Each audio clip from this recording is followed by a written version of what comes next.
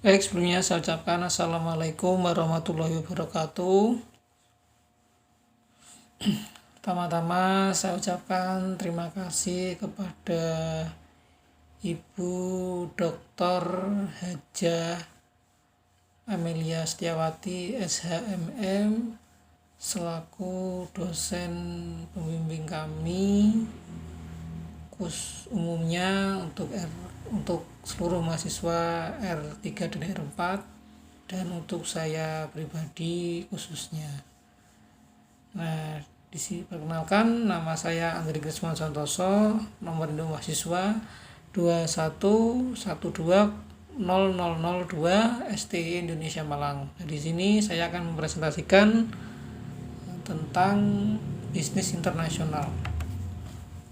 Konsep bisnis internasional. Nah, pertumbuhan perekonomian di dunia yang mengarah kepada era globalisasi dewasa ini berdampak kepada semakin tingginya tingkat persaingan bisnis antar organisasi, baik yang beroperasi pada tingkat domestik, regional, maupun internasional. Pasar internasional menjadi tanpa batas negara. Muncullah istilah bisnis internasional. Bisnis internasional adalah aktivitas perdagangan dan investasi yang dilakukan oleh perusahaan melintasi batas satu negara dengan negara lainnya. Perdagangan internasional mengacu kepada pertukaran produk dan jasa yang melintas batas negara. Perdagangan ini melibatkan produk dan jasa. Pertukaran dalam perdagangan internasional dalam bentuk ekspor dan impor. Kegiatan bisnis ini bagi pihak swasta memiliki tujuan mendapatkan keuntungan yang sebesar-besarnya. Sedangkan bagi pemerintah, kegiatan bisnis ini bukan hanya untuk keuntungan semata, akan tetapi juga memiliki tujuan untuk kesejahteraan sosial. B. Ruang lingkup bisnis internasional.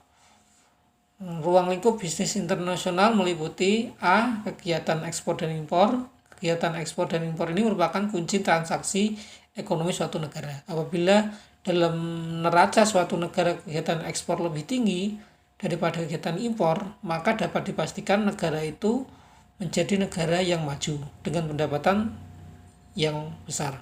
Sedangkan apabila sebaliknya, di mana kegiatan impor lebih tinggi daripada ekspor, maka negara tersebut dapat dikatakan laju pertumbuhan ekonominya tidak maju karena negara tersebut cenderung bergantung kepada negara lainnya.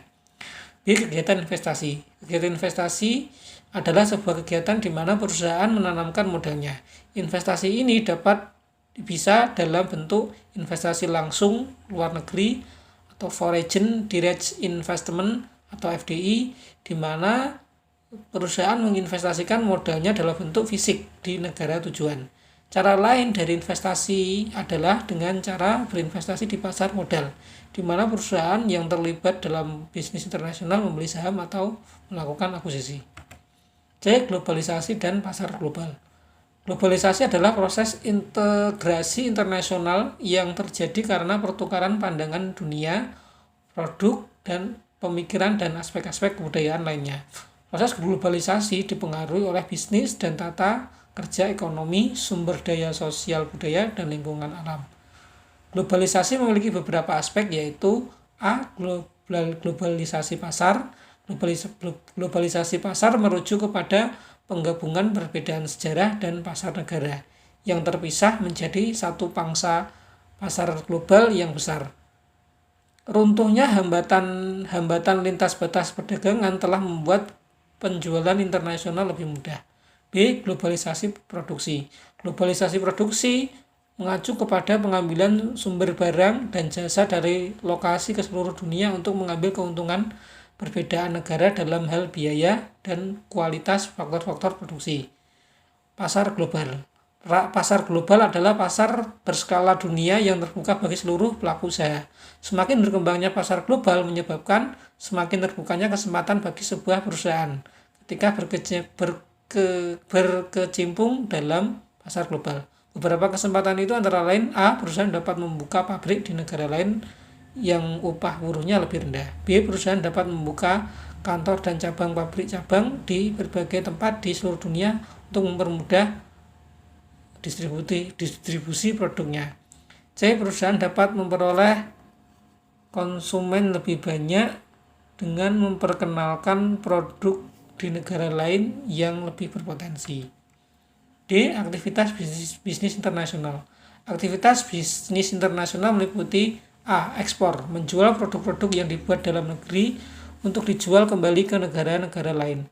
Kegiatan ekspor ini dapat dikategorikan menjadi ekspor insidentil, yaitu terjadi karena adanya kedatangan orang asing di dalam negeri, kemudian orang asing ini membeli barang-barang dan kemudian dikirimkan ke negara orang asing tersebut.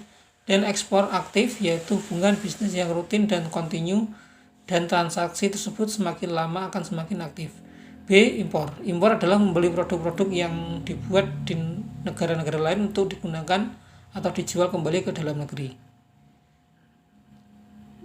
C. Lisensi. Lisensi adalah kesepakatan kontrak di mana suatu perusahaan di suatu negara memberikan lisensi penggunaan hak kekayaan intelektual, paten, merek dagang, nama merek, dan hak cipta untuk rahasia dagang kepada suatu perusahaan di negara kedua dengan mendapatkan pembayaran royalti.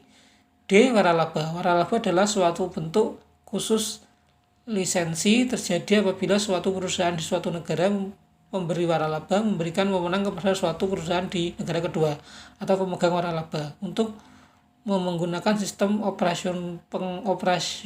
pengoperasionalnya dan juga nama, merek dagang, dan logo dengan mendapatkan pembayaran royalti. E. Kontrak manajemen. Kontrak manajemen adalah kesepakatan di mana suatu perusahaan di suatu negara setuju untuk mengoperasikan fasilitas atau memberikan jasa manajemen lainnya kepada perusahaan di negara lain dengan mendapatkan imbalan yang disepakati. Demikian presentasi dari saya. Mohon maaf apabila ada kekurangan atau kesalahan kata maupun ucapan. Terima kasih atas perhatiannya. Saya akhiri. Wassalamualaikum.